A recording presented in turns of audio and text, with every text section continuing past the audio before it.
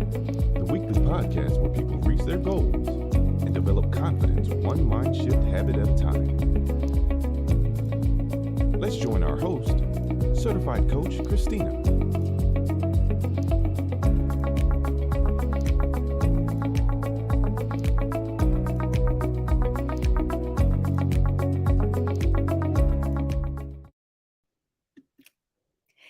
Welcome to another episode of Conversations with Coach, your weekly podcast that helps you to live your best life by shifting your mindset. This is your first time joining Conversations with Coach. Welcome. I am your host, certified mindset and confidence coach, Christina Callaway. I partner with athletes, parents, and coaches, and together we develop the tools to increase their confidence and also to help them to achieve their goals both on and off the field of play. Happy International Women's Day. March 8th has been designated as International Women's Day. International Women's Day is a global holiday. It is a focal point in the women's rights movement, bringing attention to issues such as gender equality, reproductive rights, and violence and abuse against women. Earlier today, I had the honor and privilege to be on a discussion panel with two other women active in sports. And we spoke to a group of high school female athletes and answered questions related to being involved in sports dominated by men and how to get involved in sports after participating as an athlete, along with many other topics. Let me just tell you, these athletes were great. They were attentive and they asked excellent questions. And so, on this episode of Conversations with Coach, I would like to focus not only on International Women's Day, but specifically on how women in sports kind of tie into this. Now, you might be surprised to know that February 1st was actually recognized as Women in Sports Day. So there's a whole day geared toward women's in sports. But I felt like on this episode that I could actually tie in women being involved in sports and connect it also too with International Women's Day.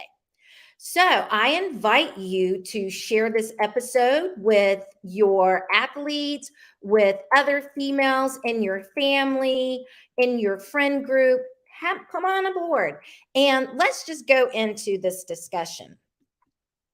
So, as I mentioned, it is International Women's Day. And I wanted to talk about just some facts about women in sports, right? Just to kind of go over what are some things that we know or we think that we know about women in sports. And when it comes to that, women in sports, and I know since I started gymnastics many years ago, our females today have so many more sports opportunities available to them. Back then, when I was coming in, it was very little. There was dance, there was gymnastics, cheerleading. I don't even think softball had come on the scene.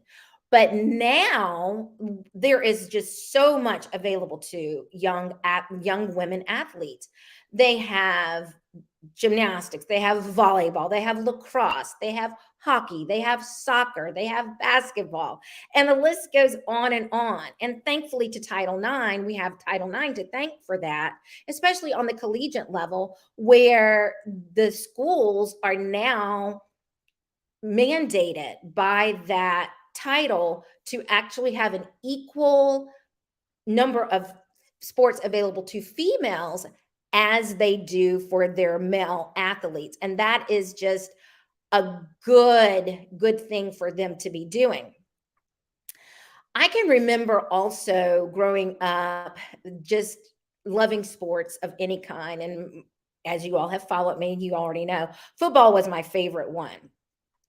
And I remember going out in the neighborhood with my brother and with my neighbors and just doing the pickup football games. Of course, it was flag football.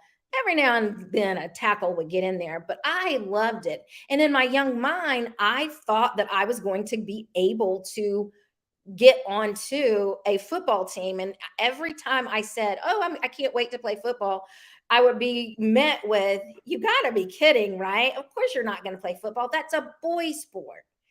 And I was like, "But why?" I was like, "I'm faster than these guys." And according to the presidential physical fitness test, which we don't really do that anymore, I don't think, but back then we did, I was like, I beat all the boys. Like, they're struggling. So I don't understand why I can't do it.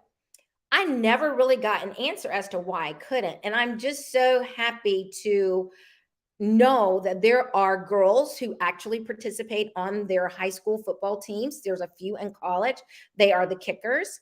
And because of their excellent soccer skills, again, cross training is so beneficial in sports for both genders, but also just it helps them to break some of these barriers. So earlier today, when we were discussing with these young athletes, when we were sharing with them and answering some of their questions as it relates to, um, women in sports and how they could get involved beyond their sports career, just whatever the opportunities were there, some of the questions that they came up, they wanted to know about some of the challenges. And I'm going to get into that in a little bit. But before I do that, I want to answer a question. And that question is, why is women in sports so important? Right? What makes this so important for us to be able to do? And so some of the things that you all are very much familiar with when it comes to women in sports, excuse me, that all the benefits, right? The benefits of it being building confidence, building self esteem, teaching leadership skills, as well as helping the young female athletes understand their bodies, how they grow. So, all of the benefits that come with that is involved in sports. Now, can they get these things outside of their sports? Absolutely. Of course they can. That's not the question of it. But we also want to focus on why it's so important that they have access to the sport. Now, as I mentioned, we talked about the critical skills of confidence, leadership, and problem solving. Those are all things that can translate from them being athletes into their personal and professional lives. But there are also many other benefits that come from women participating in sports. And it helps them to actually have a more broader viewpoint of not only the sport they're participating in, but also in society as a whole. And through their I said gymnastics, but through their sports skills, they are then better able to address some of these inequities that do still exist. Now, I have already mentioned that, yes, we have made super strides in women actually having that representation on the sports level, but we still do have so much further to go. Whenever I hear something that says the first time or the first woman to do X, Y, or Z, it just kind of makes me turn my head sideways. Like, this is 2023. Why are we saying this individual is the first ever to do? We should be so much further beyond that. But it is a mindset shift that must take place. And so when I am often asked by parents, is it okay for my child to get involved, or should I be getting my child involved? This is all they want to do in sports. Is this healthy for them to actually want to only be selecting one sport? My thing is, I want to encourage anyone that asks that question, explore with your athlete, with your daughter, and let them remain in the driver's seat, because I've already mentioned the benefits on and off the field that they're going to get from their participation. And you want to be able to, because there are so many sports now available to women, you want to be able to give them that outlet. In addition to all of the other skills that I talked about, it actually helps to decrease their stress. It helps them to maintain a healthy lifestyle, so that when they are no longer athletes, they're not viewing exercise as punishment, but rather something that they get to do, something that they get to serve their bodies, right? And we want to make sure that we are always cultivating those types of things. So when we look at women in sports and why that's important for our young females, we also want to acknowledge the groundbreaking things that have been done. If memory serves me correct, there was, I think, two females that were highlighted for this past year's Super Bowl, and them serving as coaches in the Super Bowl on that level. And again, it was thought of as the first time. And why is that? Why is it that women aren't looked at as they can offer something to male athletes in in that coaching arena? What is it that is distinguishing them from being able to serve in those roles? And they did it beautifully. I think the focus has to come from it being about gender and about their understanding of the game. They don't We all know that all great coaches don't necessarily have to have participated in the sport that they are serving in. However, they do need to have the qualities of wanting to make a difference in the lives of the athletes that they coach, as well as to pour into themselves to gain the knowledge to be able to do so. So, we want to encourage our female athletes to, if they want to continue in sports beyond their athletic participation, they want to start now looking at those things while they are actually athletes. I remember when I was still competing in gymnastics, I actually started coaching at the age of 12. And it was through the examples that were set by my coaches that actually sparked the interest. This is what I want to do. I want to make a difference in the lives of others through this particular sport. This is just a tool in my toolbox, but I'm going to be able to impact so many lives. I'm often asked the question of, well, what is it about coaching and what is it about sports that drives you or pulls you? It doesn't really so much drive, but there's a pulling. And if you're a coach or if you're an athlete, you understand what I mean about that pull.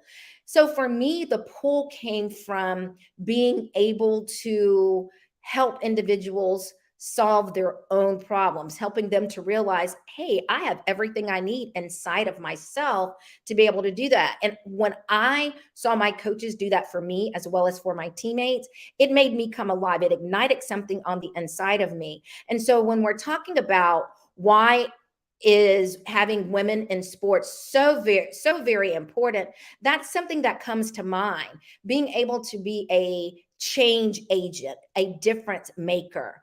And had I not been given the opportunity at the age of 12 by the individuals who ran the gym that I participated in to actually make that impact, it I don't know that I would be coaching today. It was something that they saw in me that helped me to actually experience it. I know earlier today when we were talking to the athletes and we were sharing, someone in the audience asked a question about getting involved in, how do you get involved? What do you take that how do you take that first step? And one of the things that I shared with them, let's say for instance, if they have a desire to maybe through their own personal injuries, that they want to now serve athletes from a physical therapy standpoint or from a sports trainer standpoint. They don't have to wait until they leave high school or they get into college or they graduate from college to actually get involved. I encourage them to go ahead and get involved now by sharing with their coaches their desires, as well as looking for opportunities within their schools to serve as trainers or assistants for other sports. This in turn will help them to develop the dedication, gain more understanding about what it is that they actually want to get involved in. And then as they're making and networking and learning about the sport, they will be able to have a fuller picture of what it is that they're going to be embarking on, what education they're going to need in addition to their graduate studies, but how, when it's time to focus their major, where exactly to gear it toward. And also, they can use this opportunity to shadow, work camps, learn how to work and teach. Because, as I said, just because you were a great athlete, an elite level athlete, it doesn't often translate to you being an excellent coach. Being an excellent coach actually comes from the desire of that individual wanting to develop their skill set to where they can share it with others so that the athletes that they're working with can become the best that they can be. And so we did actually share that. Now, with all of the information that I just shared with you about the benefits of being in sports, there are, or women being in sports, there's also some drawbacks, right?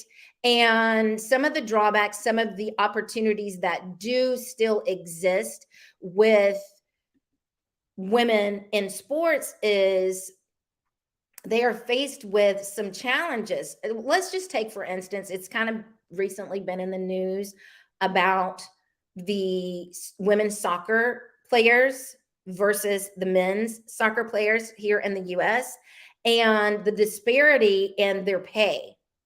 And one would wonder why. Why does that have to exist? Why is there such a disparity?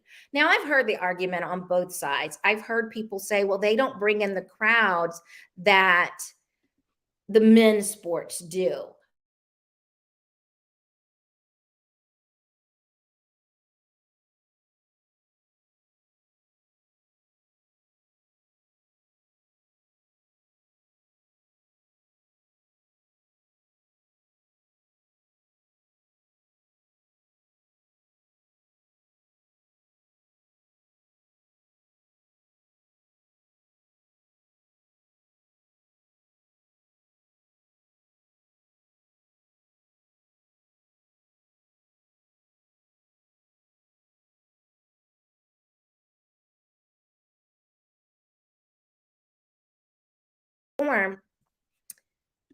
It's really hard to perform when you don't have anyone there in front of you to perform for. And so working together, working in tandem with the owners and having it so that the pay equity is shorter, is smaller, I think we can work toward that. Build in incentives so that players aren't having to go overseas to supplement their income and putting themselves at risk because they are in other countries who have different rules, regulations, and that sort of thing. They should not have to worry about facing that.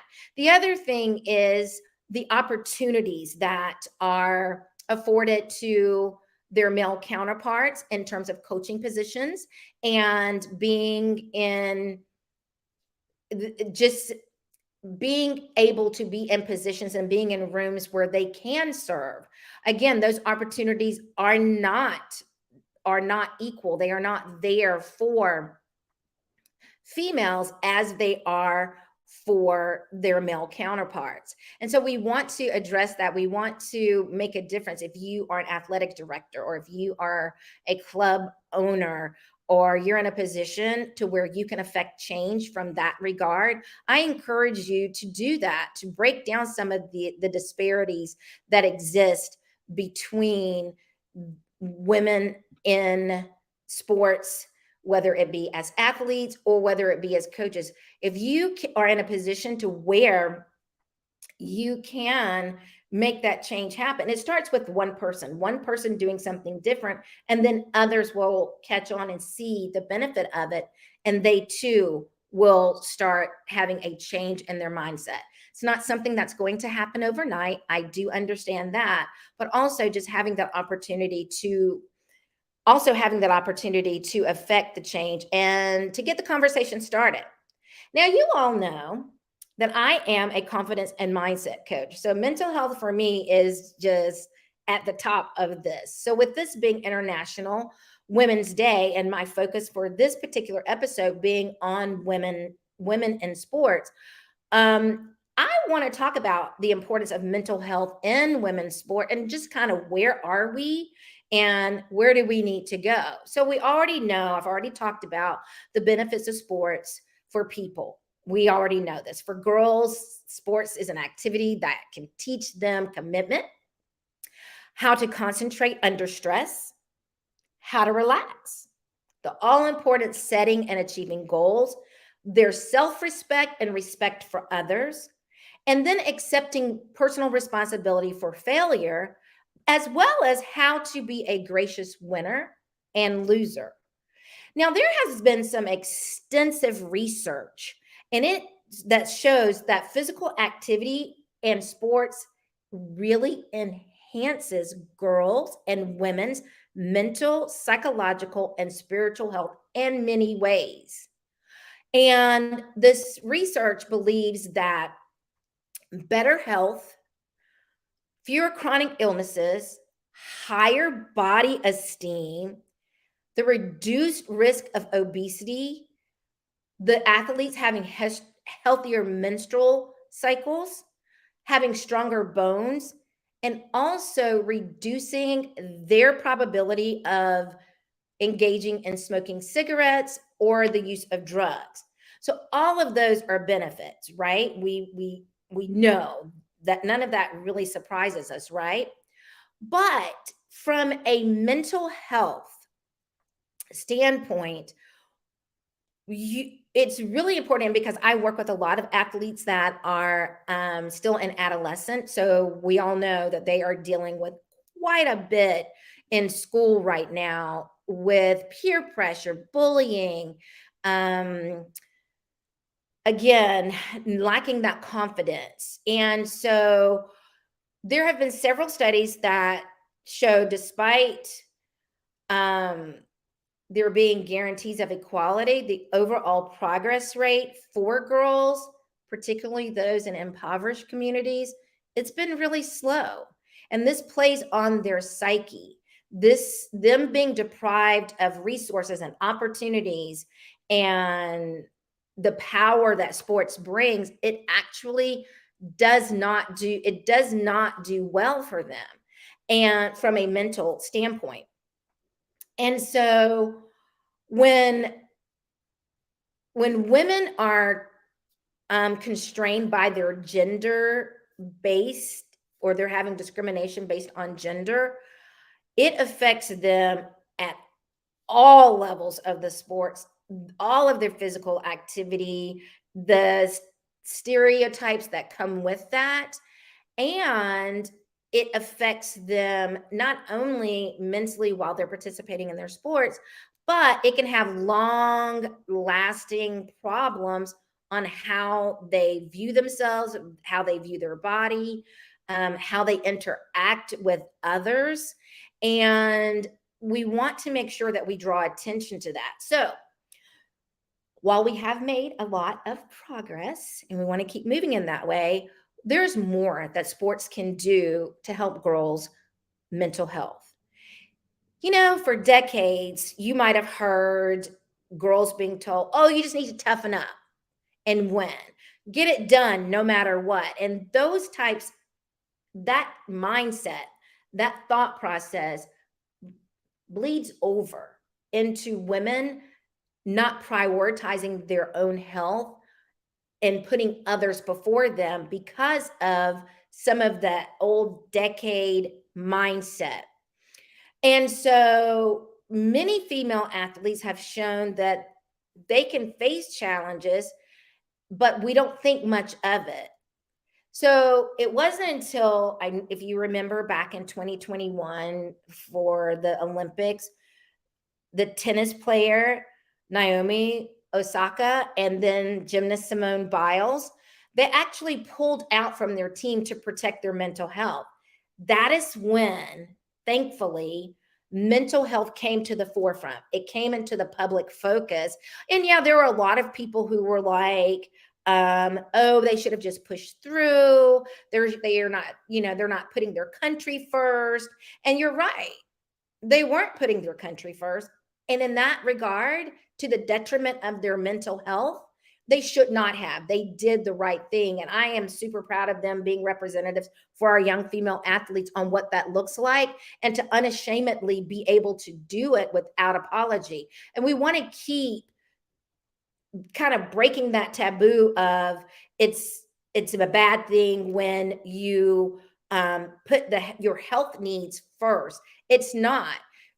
That old adage of putting on your mask before you can help someone else. We all say it, but do we actually live it? Do we actually walk that out? And if you have the opportunity to work with young females, whether it be through sports or just in any capacity, always encourage them to live their lives out loud and forward, putting themselves first when it comes to serving. Like, am I taking the best care of myself? Am I taking the time to have that mental health break? Am I partnering with individuals who can help me to work through those hard questions and come up with solutions that are healthy for me to do? So on this International Women's Day, I hope that I have left with you some things to think about when it comes to women in sports. And I want, in this call to action, I kind of already put it forward. If you work with athletes, female athletes, if you are looking for someone to come in and partner with them, I'm your person. I work with coaches, as I told you. I work with athletes and I work with parents, helping them to overcome some of the negative mindsets that come up through that could possibly come up through their participation in sports. You don't have to do this alone. You are already following me on all of my social media, and I thank you so much for doing that. I've made it super easy for you. Christina Mindset Coach is where you can find me on all of the social media platforms. If you would like for me to come and do a workshop for your coaches, for your parents, for your athletes, work one-on-one with your athletes, this is where you will be able to contact me by visiting my website and scheduling your free 15-minute clarity call so that you can learn more about me and what it is and how I can help you. And I can learn a little bit more about you and what your needs are. That's how you're going to get in touch with me. I'm looking forward to meeting you, to partnering with you. And before I leave, I want to leave some final thoughts. When it comes to women in sports and mental health, want you to understand that it is okay for you to put yourself first. You should put yourself first. And when it comes to you breaking ground and being a change agent in the sport, continue to do that.